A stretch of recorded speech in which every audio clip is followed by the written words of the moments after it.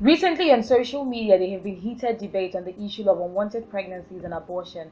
Some people insist that it's a woman's responsibility to prevent an unwanted pregnancy, while some people also insist that it's a man's responsibility to do that. Then when we go over to the abortion debate, we have people who have asked the question, should men have any say when it comes to what happens to the life of the unborn baby?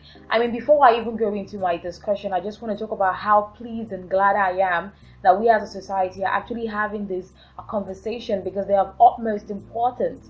But who has the responsibility of preventing an unwanted pregnancy? This is a very straightforward question. Both parties should be responsible for preventing an unwanted pregnancy. However, at different intervals, one has more responsibility than the other. So before sex, both of them have equal responsibility to ensure that nothing slips in the sense that both of them should ensure that they have protection, condoms.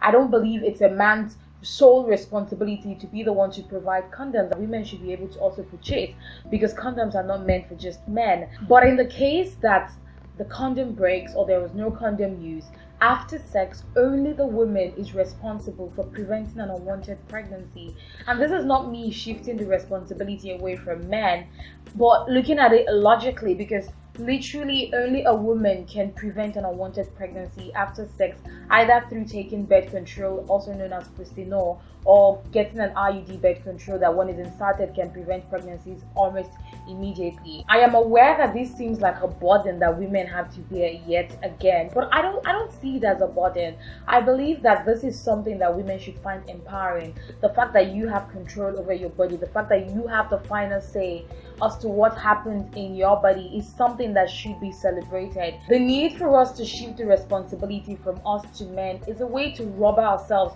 of our sexual power. We women need to stop doing that. We need to embrace our sexuality, we need to embrace our sexual power, and we need to embrace our womanhood. However, if it so happens that the woman gets pregnant, both parties still carry equal responsibilities. So what happens next? Should the decision of what happens to the baby fall solely on the woman? Because after all, it's her body at the end and she has the right to do with it as she pleases. The answer is no. I would like to clarify that an unwanted pregnancy might not be unwanted by both parties. However, the woman does have the final say concerning what happens to her and the unwanted baby. But before that decision is made, it is only appropriate that she speaks to the man that's responsible for the pregnancy. If the man says he's not ready for a baby and the woman is also not ready for a baby, then both of them are on the same page and can decide what happens next as a unit. However, things could get tricky when it happens that one person is ready and the other person isn't willing to have the baby. For instance, the man wants the baby and the woman doesn't want the baby. How do they go about this? The woman should be willing to listen to his argument as to why she should keep the baby. It doesn't mean that he should impose his beliefs on her, but allow her ponder on what he has just said so she can make an informed decision concerning what should happen to her and the baby. This is how autonomy and agency works. The ability to weigh your options and make an informed decision based on them. On the other hand, I recognize that this might not please some women as they believe that this is an opportunity for the man to influence her decision, but I am yet to understand how that in itself is entirely a bad thing. As long as the person is not doing this through force or manipulation, I think it's completely appropriate and okay for the person to tell them why they think they should keep the baby. And I also see it as a way for women to be empathetic towards the plight of men, considering the fact that we know that men have less power when it comes to issues of pregnancy. But what if it's the other way around? What if it's the woman that wants the baby and the man doesn't want the baby?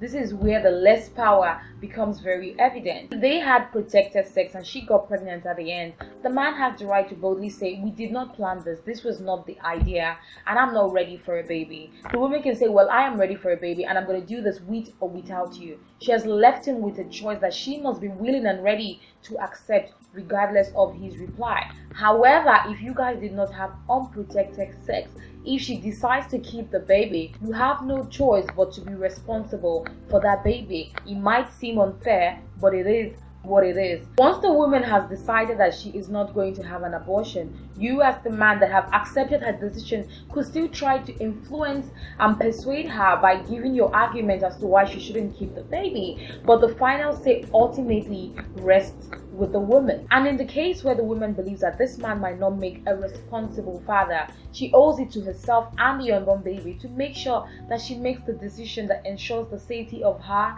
and the baby. So if that means that she has to raise that child on her own, that's fine. If that means that she has to demand that that man step up to his responsibility, that's fine as well. Or if that means that she has to refuse to have the baby at that time, that is okay. However, in issues regarding pregnancy and abortion, women must be willing to listen to both parties so they can be able to make an informed decision at the end of the day. And men must be willing to understand that the decision to make an abortion is not as easy as they make it seem. Apart from the physical toll it takes on the woman, it could also weigh heavily on the mental and emotional state of the woman. We as a society just need to show empathy towards each other. We need to understand each other and communicate more. I believe that might be the bedrock of all the issues that we have right now in our society. Well, thank you so much for watching this week's vlog. I would like to hear from you. What do you think about the issue of abortion and unwanted pregnancy?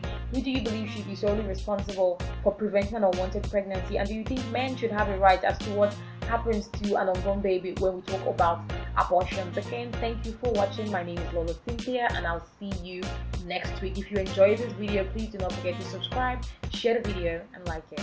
Goodbye.